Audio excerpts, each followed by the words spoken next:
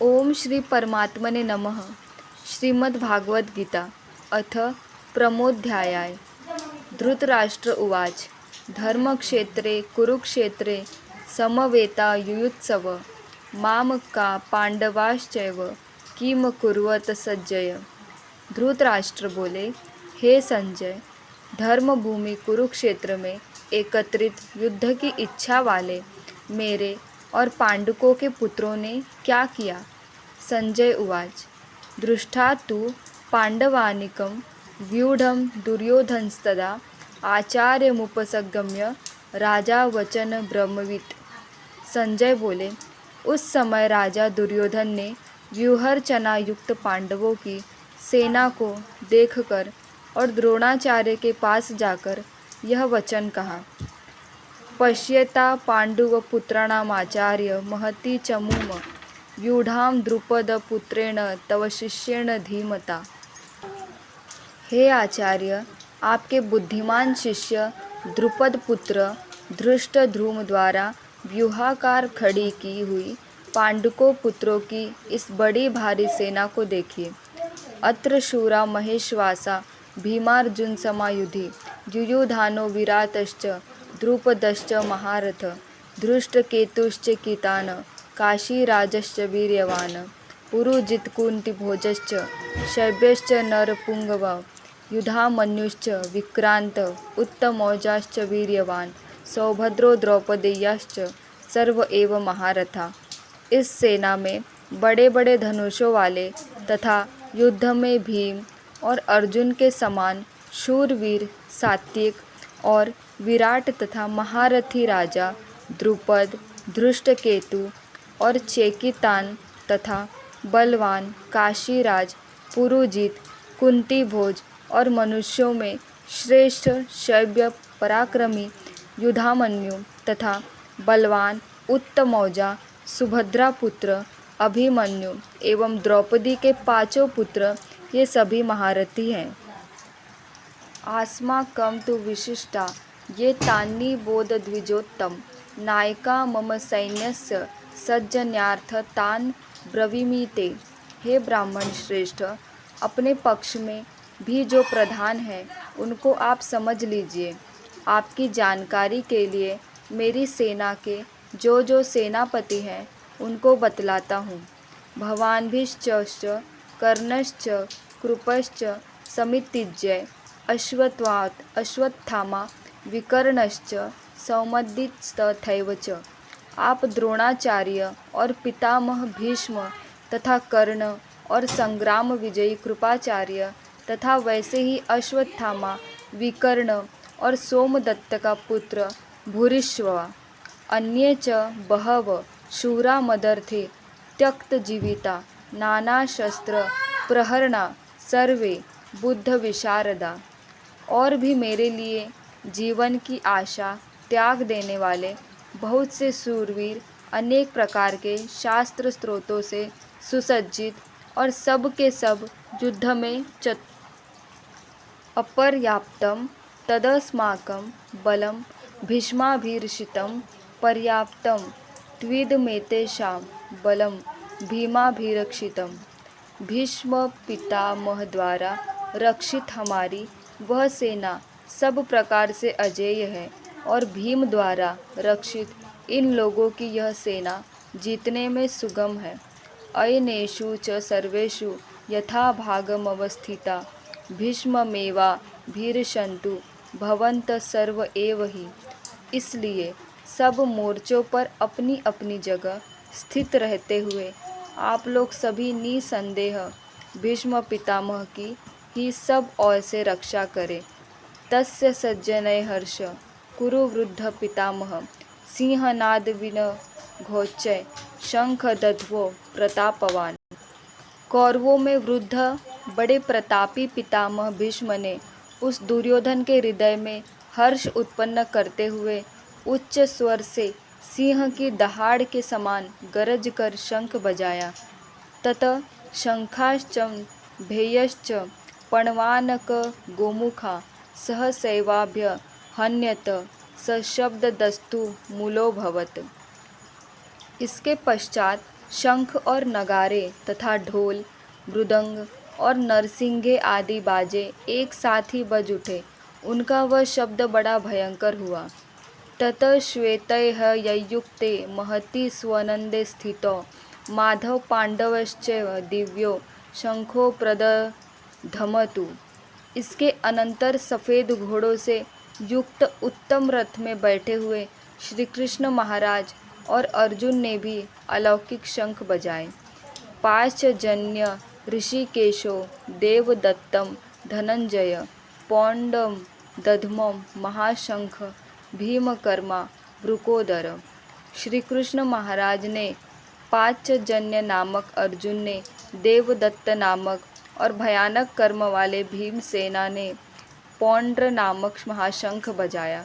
अनंत विजयम राजा कुंती पुत्रो युधिष्ठिर नकुल सहदेवश्च सुघोषमणि पुष्पक। कुंती पुत्र राजा युधिष्ठिर ने अनंत विजय नामक और नकल तथा सहदेव ने सुघोष और मणिपुष्प नामक शंख बजाए।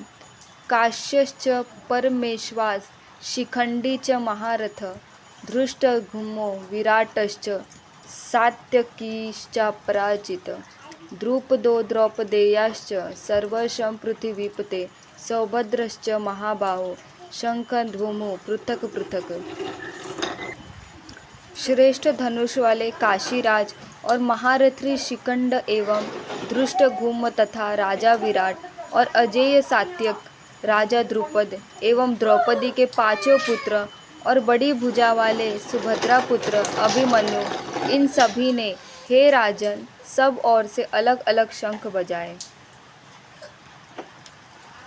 सघोषो धार्तराष्ट्राणां हृदयानि व्यदारयत नभश्च पृथ्वी चैव तुमुलो व्यवनुदादयन्। और उन भयानक शब्द ने आकाश और पृथ्वी को भी गुंजाते हुए धार्त राष्ट्रों के अर्थात आपके पक्ष वालों के हृदय विदीर्ण कर दिए। अथ व्यवस्थितांद दृष्टा धार्त राष्ट्रान कपिध्वज प्रवृत्ते शस्त्र संपाते धनुरुद्यनं पांडव।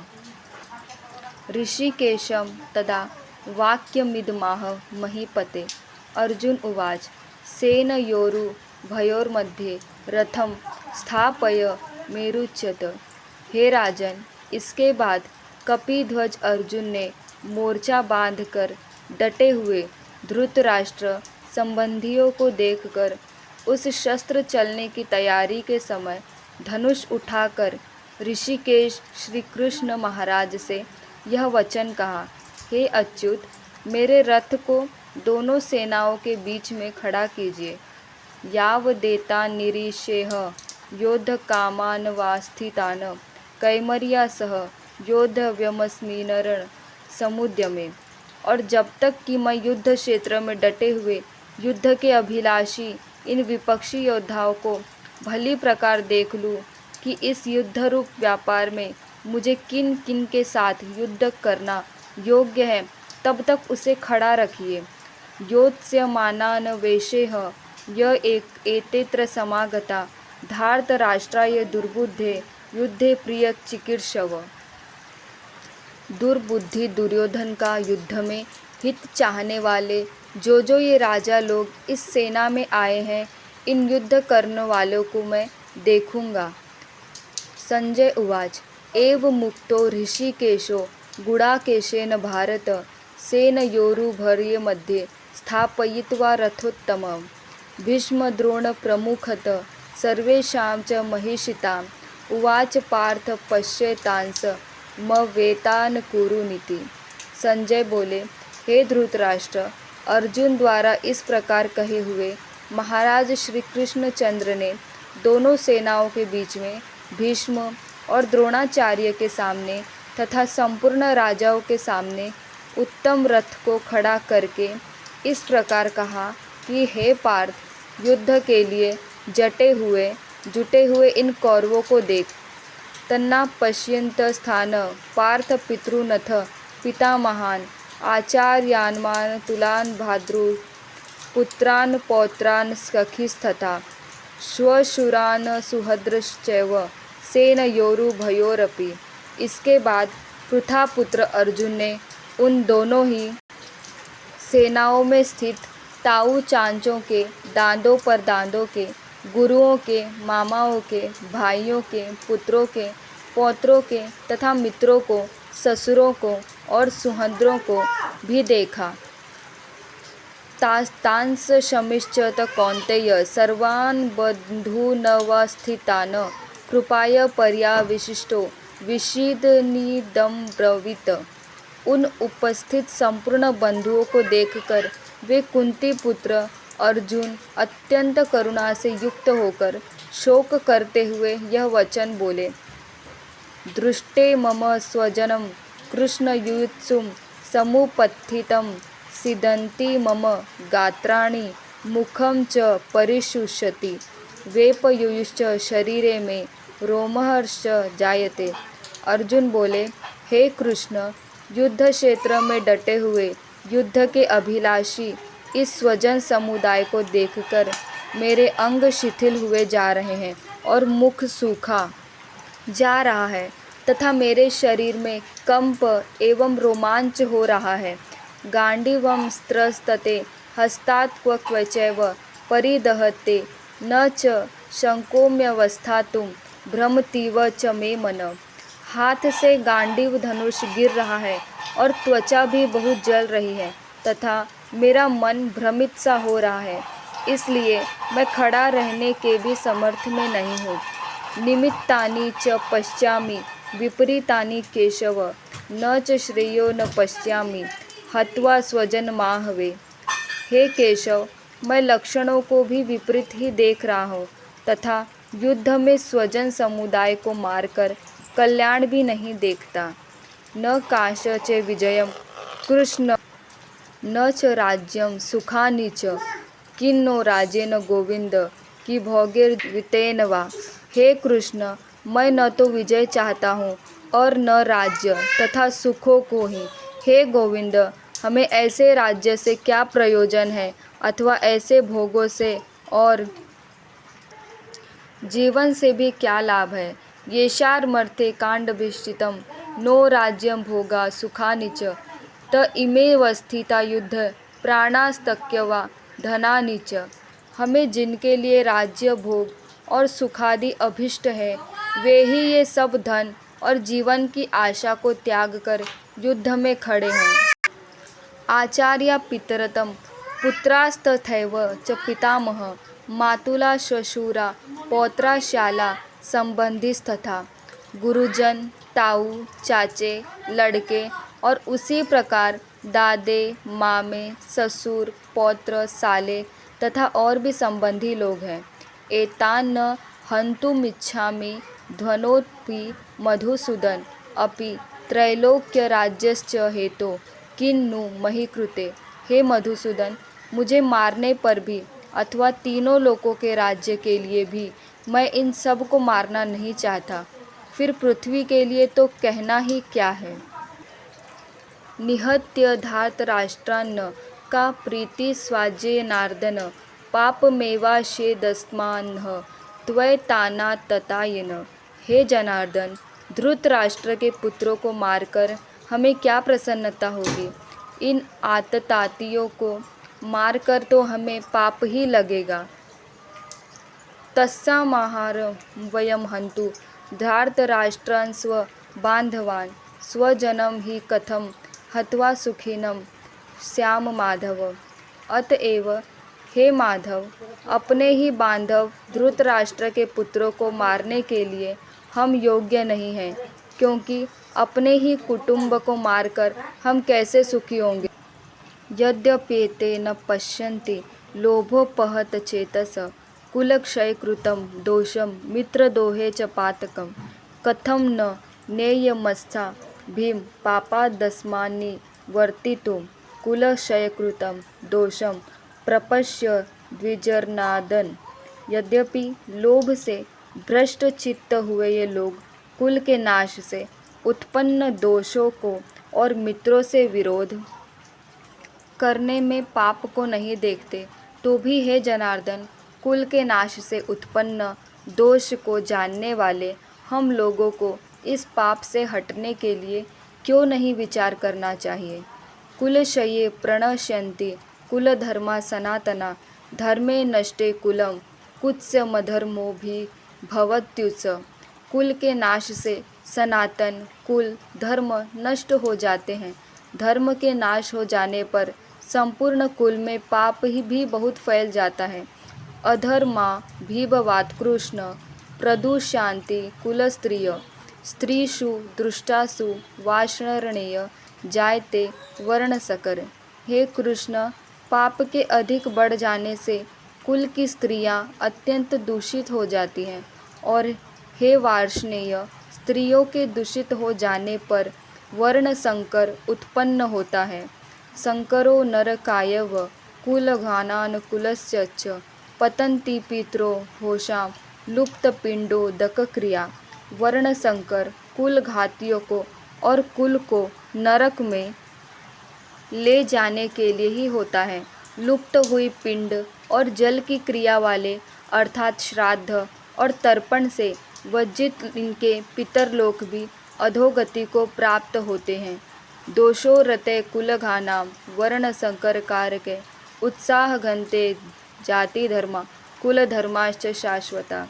इन वर्ण संकर कारक दोषों से कुल घातियों के सनातन कुल धर्म और जाति धर्म नष्ट हो जाते हैं। उत्सन्न कुल धर्माणाम मनुष्याणाम जनार्दन नरके नियतं वासो भवतीत्यनुशुश्रुम। हे जनार्दन, जिनका कुल धर्म नष्ट हो गया है ऐसे मनुष्यों का अनिश्चित काल तक नरक में वास होता है, ऐसा हम सुनते आए हैं। अहो बत महत् पापम कर्तुम व्यवस्थिता वयम यद्राज्य सुखलोभेन हंतु स्वजन मुद्यता। हाँ, शोक हम लोग बुद्धिमान होकर भी महान पाप करने को तैयार हो गए हैं, जो राज्य और सुख के लोभ से स्वजनों को मारने के लिए उद्यत हो गए हैं। यदि माम प्रतिकारमस्त्रम शस्त्रपाणयम धृतराष्ट्रा रणे हन्युस्तमे क्षेमतरम भवेत।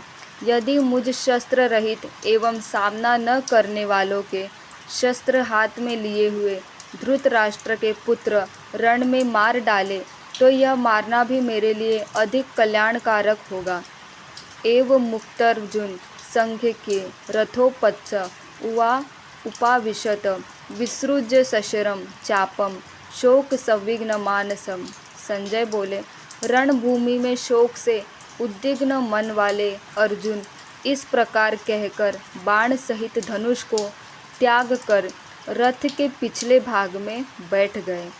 ओम तत्सदिति श्रीमद्भद्गीता सूपनिषत्सु ब्रह्मविद्यायां योगशास्त्रे श्रीकृष्णार्जुन संवादे जुन विषाद योगो नाम प्रथमाध्याय।